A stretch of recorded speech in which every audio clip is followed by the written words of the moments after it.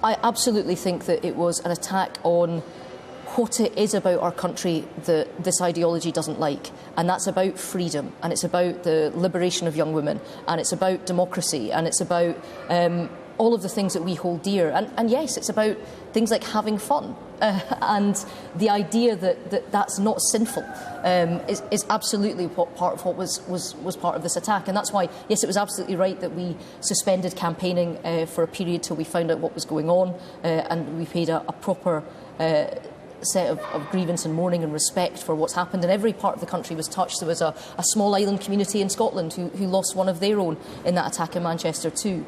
But it's also right that we come back and we show people absolutely what you said, that you don't win, that we do have freedom, that we do have democracy, that we do teach our girls that they can go on and they can be anything. They can lead political parties, as you'll see in Scotland, that they can, they absolutely have the freedom to do whatever they want to do, and that some sad, cowardly, sick man is not going to stop us.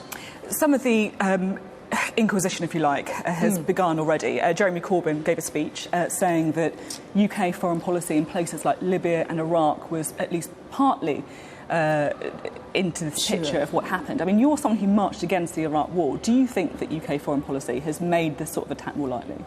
I think it's very complex, but I do think that Jeremy Corbyn's speech was far too simplistic. I mean, we've seen terror attacks in places like Belgium, we've seen them in places like Sweden, countries that are neutral, that haven't been involved in this. But you could argue that UK foreign policy has destabilised those regions, which has allowed... We heard directly from ISIS themselves of what they said was behind this attack, and they said that it was an attack